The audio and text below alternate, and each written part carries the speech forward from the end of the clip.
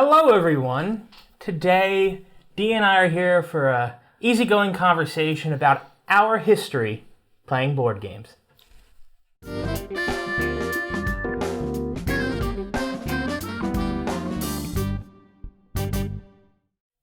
Hello, everyone. I am Dee, and I am joined as ever by... Hello, I am Will, noted board game archivist and historian. Is that true?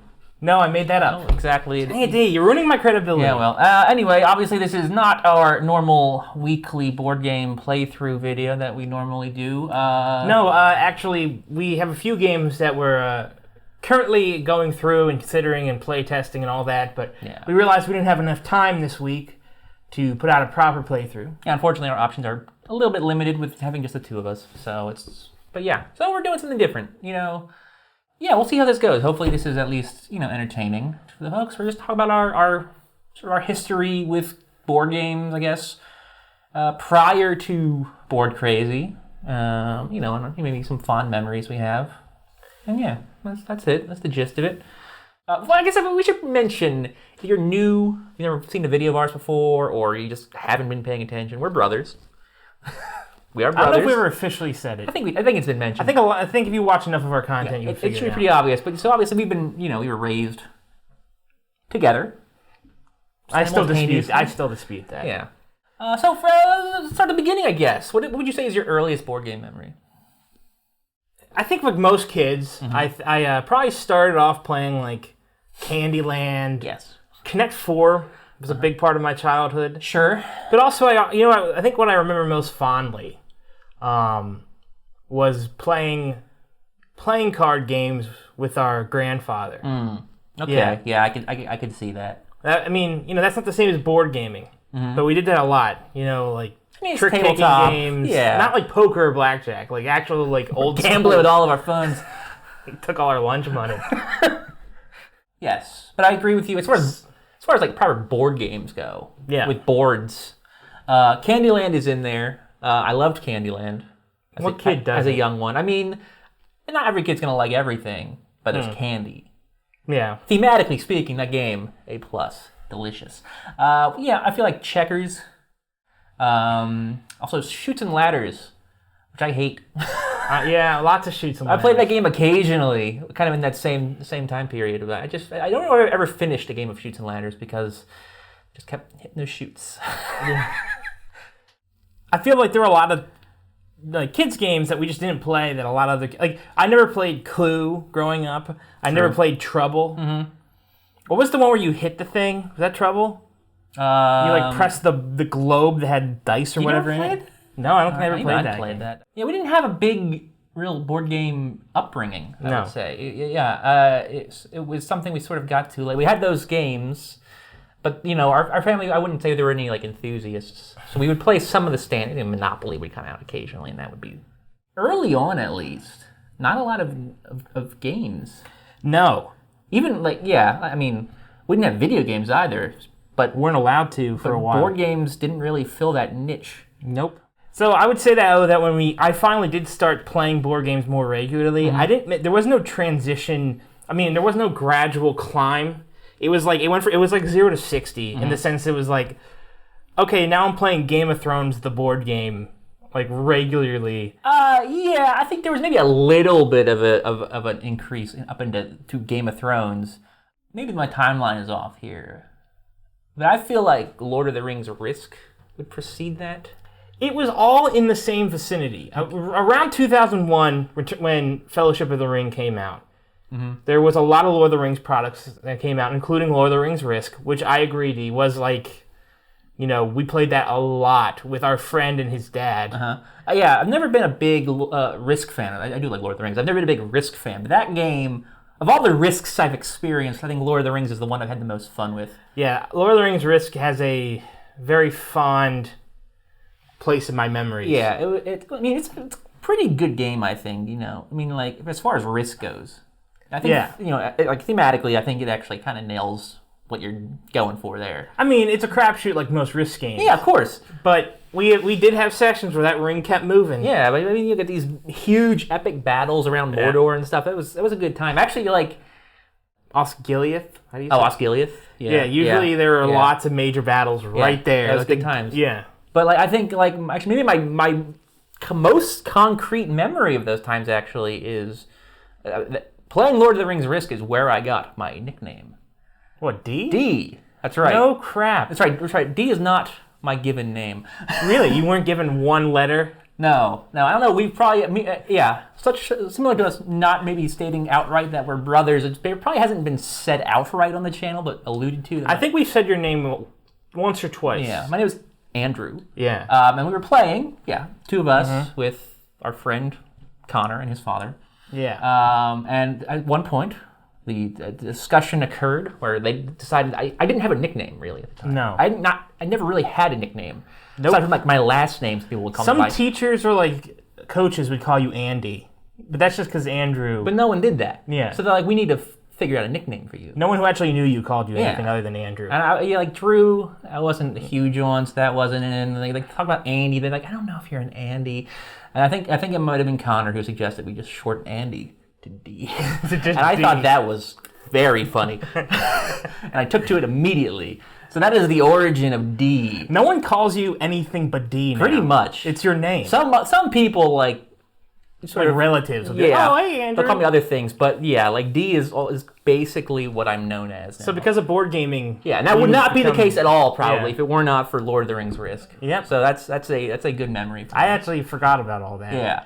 I was always partnered with my best friend's dad. Yes. And he and I became like this. We had this like loser complex. Well, you were usually the good guys. Yeah, we were usually the good guys, and you're at a disadvantage in that game as the good guys, and we'd lose all the time.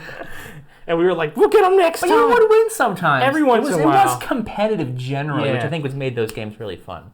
But yeah, you pointed out Game of Thrones. That's the second edition. We had the first edition. We had the first edition. So we still do. It's over at the regular studio. We were playing Game of Thrones, the board game, when Game of Thrones...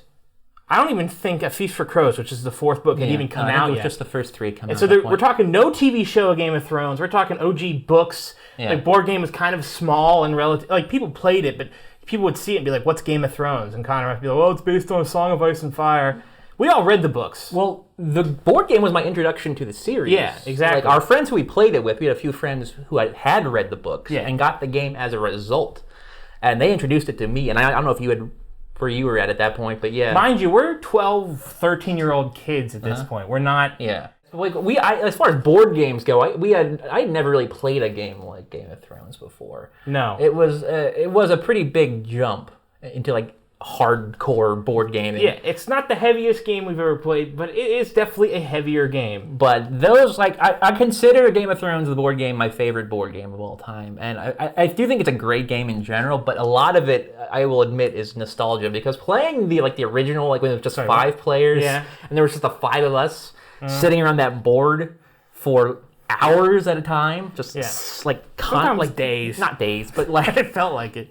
Maybe 5-6 hours, and like it was cool because, like, again, it's a great introduction to me for the series. Learning all these characters, these place names. When I actually did then go and read the books shortly after, I had a frame of reference. I could actually picture these people in my mind, so that was neat. But yeah, I love that game. I think it's my most fond board game memory is associated with the Game of Thrones, the board game. Really? That's kind of surprising since you always complain about it. I never liked it. Well, here's the thing. I did like it. I found the game. You play it. Well, we played it dozens of times. Maybe not necessarily with that friend group. I've played it that many times in my life. I find that the more you play it, the more predictable it becomes because of the way the game's movement and other things work. Sure. But back to my best memory. We had a friend in our group named Chris. And he was... So my friend group consisted of... I had 3 friends who had first names that started with C. That were way smarter than me, at least according to all of our school district. They were always in like the advanced, brilliant kid classes, and I was in like the B track. And intellectually, I could keep up, but I felt like like I was at a disadvantage. You were the underdog. Yes, you were much more on their level when it came to like going through school and in classes and all that. So Chris, though, was definitely the most tactical and best board game player of the 3, I would say. Ruthless. Yeah, ruthless player, really good. And he made a living, probably the first 10 times I played with him, just taking advantage of me. Because I was always like, the guy who's like hands off. We'll be allies. Yeah, like don't beat me up. And he would devastate and decimate my strategies and troops. And so finally there came a point where I thought enough's enough. And I started off as the Baratheons. Mm-hmm. If you played the game, they start on the East Coast at King's Landing. Pretty strong starting position compared to some of the other houses. He was the Starks. And I think he thought in his head, Will's not a threat to me. He never is. Mm-hmm. So I'm going to maneuver and attack the Greyjoys, who are always in a very good position in that game, at least at the beginning. Yeah. And long story short, I decided to press my attack like immediately. Mm-hmm. I built ships and maneuvered north. And I remember within like maybe the first 3 or 4, like it wasn't long. It was maybe 3 or 4 rounds. I basically wiped him out of the game. Mm-hmm. He only had like 1 or 2 ships left.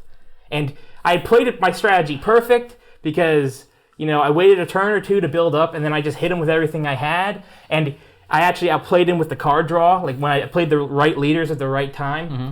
And I remember he just, like, deflated.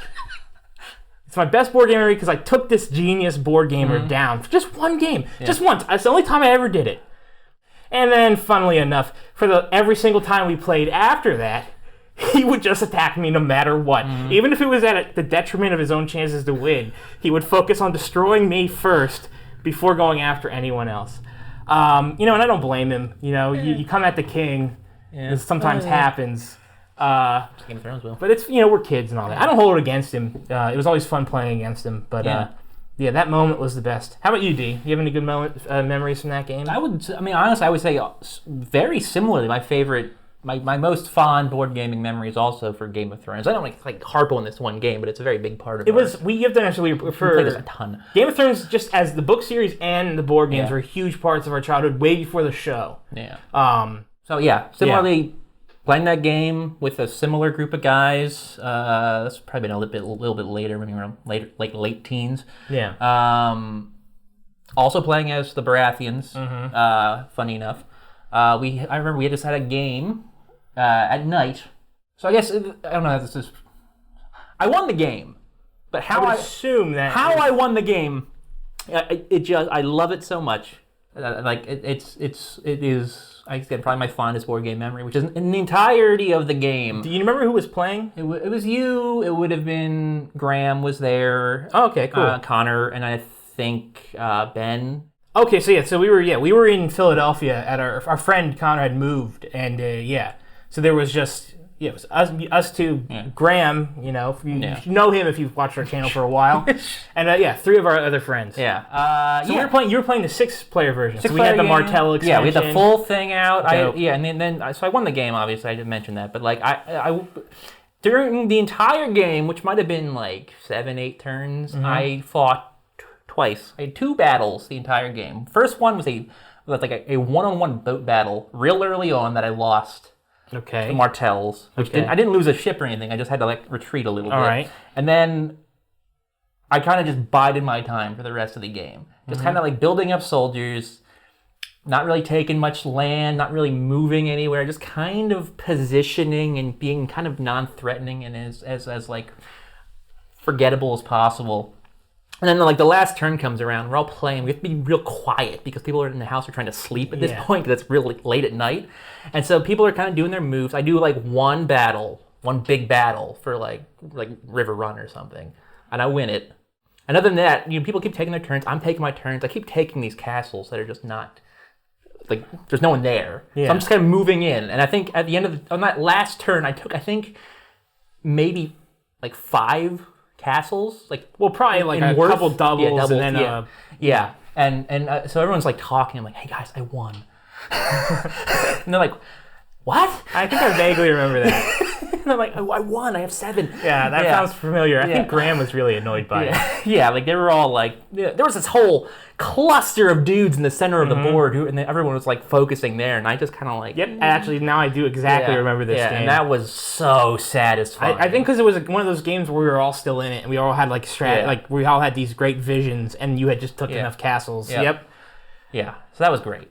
Yeah, I would say that we would have never gotten into board gaming, especially not strategy board gaming, if it weren't for I would say board crazy would probably not exist. We're not for that game. No. But about other games, we've been talking about that for a while. I mean, we played Axis and Allies. I actually have never played Axis and Allies. What? Yeah. You guys always played that without me. That boggles my mind. How is that possible?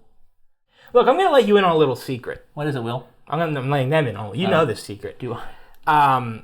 I was not really, even up to a few years ago, that fond of board gaming all too much. I guess, yeah. I always felt at a disadvantage intellectually. It's probably because I built up put you guys on a pedestal. Because you guys would kick my butt when I was younger. And then you guys said, hey, why don't we do a board gaming channel? Yeah. And at first I was like, I don't know if I should. I kind of feel unqualified because I just don't necessarily like board games all that much. I like hanging out with you guys, so I was like, okay, I'll do it. And I like editing videos and stuff like that. But really my passion for this hobby has grown exponentially the 3 years that we've been doing this channel. I would say that coming into it, I was definitely a novice knowledge-wise, but also my passion was just middling, I would say, at this point. Probably just because of some bad experiences. So there you go. That's a little fun fact about the channel. When we started, I started for reasons other than the board games. I started because I got to hang out with my friends, and I got to edit videos, and I like doing those things. Yeah, definitely true. I think Graham and I were the more enthusiastic of the three of us. Which is probably why you guys played Axis and Allies without me. It was probably, I was like, I don't know. If Graham was. He probably was. So in essence, that's a snapshot of our childhood board gaming. It wasn't necessarily a diverse. I mean, we're kids. We can't go out and buy. Board games are expensive then. They're expensive now. I mean, as a hobby. But yeah, it wasn't necessarily this huge diverse, you would think because we got into this, that we had this... I mean, there are obviously a lot more games that we played that we didn't bring up here. No. Stratego, with that old copy of Stratego on I have played that game we've played. I learned chess at some point. I have no recollection of when, but obviously I learned chess at one point. Yeah, it was somewhat latent, our interest, or at least our ability to enjoy board games. Yeah. So needless to say, we're glad that we have this channel, that we have you guys watching. It's been a really great excuse to keep playing board games. Keep acquiring them. Yeah. One way or another. Yeah, exactly. We've gotten free board games out of this. Mission accomplished. Well, no, we put work in to review and play those games, and you're right. So I think that might do it for this video. Well, we're not going to lay out our entire friggin' lives. We don't need this video to be an hour long. Yeah, but what games have you guys? What games did you guys cut your teeth?